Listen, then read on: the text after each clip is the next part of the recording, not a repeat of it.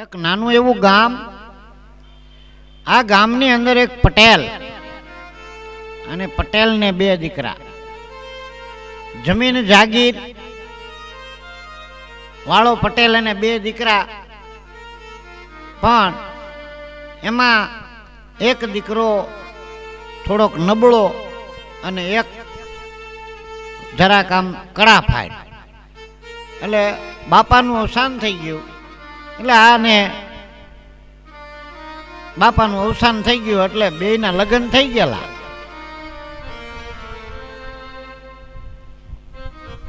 મોટો દીકરો હતો એ ગામમાં 5માં પૂજાવા માંડ્યો, પટેલ થઈ ગયો, વાડી ઘોડી આવું બધું પટેલને, અને ઘીરે લક્ષ્મી ક્યાંય હમાય નહીં.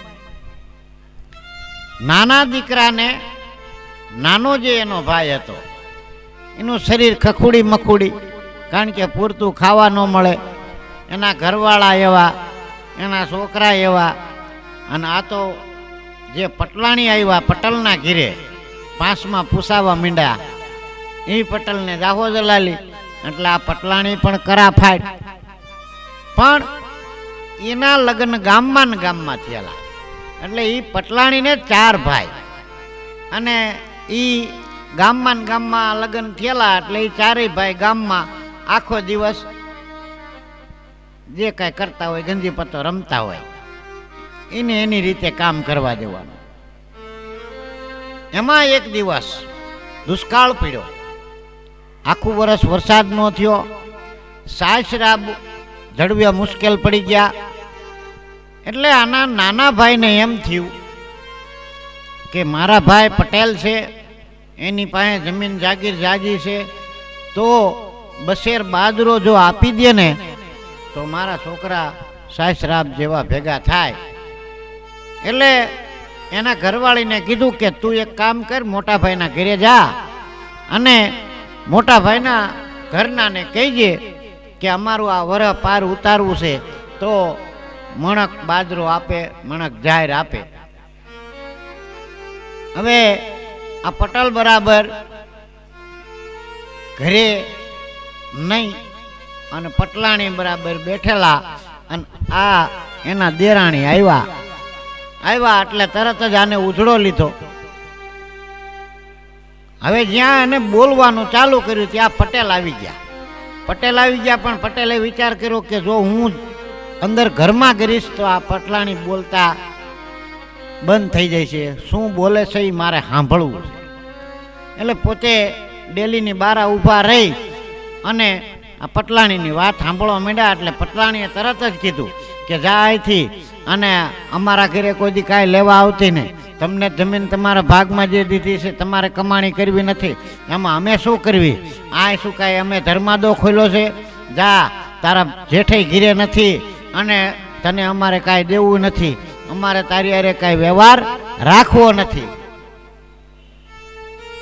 એટલે એની દેરાણીએ કીધું કે બાપા વ્યવહાર ન રાખો તો કાંઈ નહીં, પણ તમે મોટા છો, અમને તમે ગરીબ જાણી અને તમારા ઘીરે કોઈ સાધુ આવ્યા હોય, લોટ કરાવતા હોય, એવી રીતે તો પણ અમને થોડુંક આપો અમારા છોકરા માટે. ત્યારે કીધું કે ભાઈ કાંઈ તને મળશે નહીં, અમારે કૂતરાને નાખી દેવું પણ તને નથી દેવું. એમ કરી અને ઘરમાં વહી ગઈ. એની દેરાણી તો રોતા રોતા બહાર નીકળ્યા.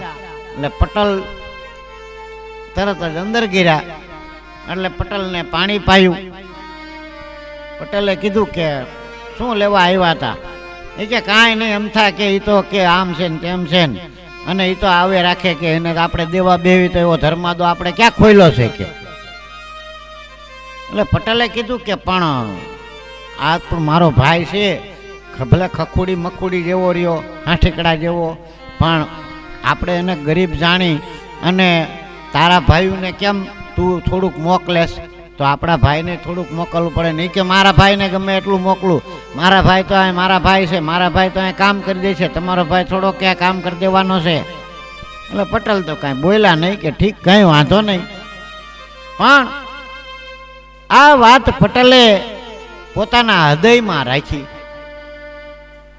ને થોડાક દિવસ થયા એટલે પટેલ ઘોડી લઈ અને ગામતરું કરવા નીકળ્યા. અને પટેલને બરાબર ઓલી વાત યાદ આવી કે આજ એના ભાઈઓ શું કરે છે એ મારે જોવું છે અને મારો ભાઈ શું કરે છે એ મારે જોવું છે.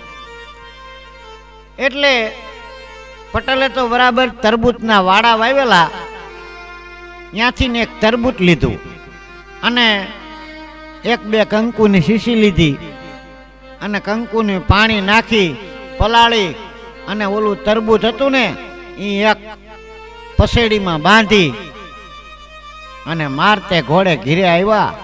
કંકુ લુગડાવાળા, કંકુ બધું છાંટી દીધેલું, લુગડા લોહી લુહાણ, તરવાર કંકુ વાળી કરી નાખેલી અને સીધો ઘોડી લઈ અને ઘરે આવ્યો. પણ હાયલો ક્યાંથી? એના હાળાના ઘર પાસેથી. એના હાળા 4 અને 4 ગંજી પતે રમે બેઠા બેઠા ડેલીમાં. આ પટેલ ત્યાંથી નીકળ્યા પણ કાંઈ બોલ્યા નહીં, સીધા ઘીરે આવ્યા. ઘીરે આવ્યા એટલે તરત જ પટલાણી કે આ હા શું થયું કે? તો કે ભાઈ આપણે કટક હતું વાડીની અંદર આવ્યા હતા 2-3 ઓલા, મારે થઈ ગયો ઝઘડો એટલે મેં એક જણાનું માથું વાઢી નાખ્યું છે. આ માથું તો હું અહીં લઈને આવતો રહીશું, પછેડીમાં બાંધ્યું હતું તરબૂચ, કંકુ વાળું બધું લોહી ઓલે જેવું લાગે એવું કર્યું. આજ હું એનું માથું વાઢીને આવતો રહ્યો છું, માટે હવે મારો ઉગરવાનો આરો નથી. તું જા જલ્દી તારા ભાઈ પાસે, તારા ભાઈને કહેજે કે 5-7 જણા તારા બનાવીને મારવા આવે છે, તો તમે હાલો. પટલાણી તો દોડતા દોડતા ગયા હો એના ભાઈના ઘીરે હતા. તો 4 ભાઈઓ ગંજી પતે રમે એટલે તરત જ કેમ બેન હાફળી ફાફડી આવી? એ કે ભાઈ આવી રીતે છે અને પટેલને ઝઘડો થઈ ગયો છે અને પટેલ કે દુશ્મનનું માથું વાઢીને આવતા રહ્યા છે, માથું હારે લઈને આવતા રહ્યા છે અને હવે એની વાંહે 7-8 જણા બીજા પીડ્યા છે, માંડ માંડ ગામમાં ગયા છે, માટે તમે હાલો, એકલા પટેલ કાંઈ નહીં કરી શકે. એટલે ઓલા 4 જણાએ કીધું કે બેન ક્યાંય જવું નથી, પટેલને ભલે ને ઠબકારી દે, મારી નાખવો હોય તો મારી નાખવા દે, તારી વાડી અમે વાવશું અને અહીંયા કણે જાવો દલાલી આપણે કરશું, તારે તો ઘણી જમીન છે, તારે પટેલનું શું કામ છે? અમે બધા સી ખેતીવાડી કરી દઈશું અને ખાઈ પીને મોજ કરશું કે ભલે જાતા પટેલ કે કોકની ઉછીથી આપણે ન વરાય કે. બોલી કે પણ તમારા બનાવીને એ કે કાંઈ નહીં એવું હોય કે તમ તારે જા કે અમારે ન થાવું. હા તો ઓલી બોન તો વિલા મોઢે પાછા આવ્યા પટલાણી, પણ હવે એમ તો કહેવાય નહીં કે મારા ભાઈએ ના પાડી, એટલે કીધું કે મારા ભાઈ તો એકેય છે નહીં, 12 ગામ ગયા છે, તો હવે શું થાય છે? એ કે તારા ભાઈ ભલે 12 ગામ ગયા પણ તું ઘરે, તું મારા નાના ભાઈ પાસે તો જા, જો એ ઘીરે હોય ને તો એ તો અહીંયા કણે આડો ઊભો રહેશે, આ એકાદ 2 જણા 1 થી 2 ભલા. એટલે આ તો દોડતી દોડતી ગઈ અને બરાબર આ ખખુડી મખુડી જેવો એનો ભાઈ ખાવાની તૈયારી કરે, રાબ કરેલી, અને એ હલાવતો હલાવતો મોઢામાં કોળિયો લેવાની તૈયારી કરે, ત્યાં હાફળા ફાફળા એને ભાભી અહીંયા આવ્યા. એટલે તરત જ પૂછ્યું કેમ ભાભી શું થયું, કેમ હાફળા ફાફળા આવ્યા છો? એટલે કે ભાઈ આવી રીતે થઈ ગયું છે, તમારા ભાઈને ઝઘડો થયો છે અને માથું વાઢીને આવતા રહ્યા છે અને હવે આ એને કે જીવવા નહીં દે. ત્યાં તો ખાવાનું પડ્યું મેલી અને ખખુડી મખુડી જેવું શરૂર હતું અને ખપેડામાં કાંઠ ખાઈ ગયેલી તલવાર હતી, એ ખેંચી અને કીધું કે મારા ભાઈને મારવા વાળો કોણ અહીંયા આવે છે? થોડા ધોડ એના ભાભીની મોર એના ઘીરે પોગી ગયો. જૈન પટેલ તો લોહી લુવાણ લુગડા ભરેલા, તરબૂચ વાંહે બાંધેલું, એટલે તરત જ વાંહે એના ભાભી આવ્યા, વાંહે એના દેરાણી આવ્યા.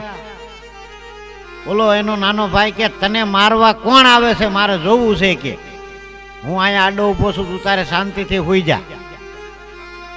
તો ઓલી પટલાણી કે હમણાં કોક આવશે. આમ પટેલ કે કોઈ આવવાનું નથી, ટાઢો પડી જા ભાઈ, ટાઢો પડી જા. હું તો ખાલી આની પરીક્ષા કરતો હતો કે આના 4 ભાઈઓ રહ્યા એ ગંજી પતે રમતા હતા, પણ એ 4માંથી એકેય આવ્યા નહીં અને એના ઘીરે અહીંથી બધું લઈને જતા હતા. મેં મારી નજર સામે જોયેલા છે અને તને 1-2 મણ બાજરો આને દીધો નહીં, એટલે મેં આની પરીક્ષા કરવા હાટું થઈ અને કીધું કે મારો ભાઈ રહ્યો ને એ શું કરીએ કે ભલે ખખુડી મખડી રહ્યો અને ટાઢો પાડ, મને કોઈ મારવા આવવાનું નથી. અને ઓલી બાઈને કે તું આજથી છૂટી, તારે જ્યાં જવું હોય જા. અને મારો નાનો ભાઈ અને આ વહુ એ અહીંયા રહેશે, કારણ કે વહુને જે શબ્દ કીધા હતા ને એ મારા સાથીએ સોટેલા હતા. એટલે ભાઈને જ્યારે કાંઈ દુઃખ પડે ને તો મંદિરમાં 10,000 ન દેતા, પણ 5,000 ભાઈને દેજો. કારણ કે ભાઈ રહ્યો એ જગતની અંદર મોટામાં મોટું. એટલે કીધું છે ભાઈ મરે ભવ હારીએ, બેની મરે દખ જાય, બાળપણમાં જેના માવતર મરે આના ચારે દેશના વાય.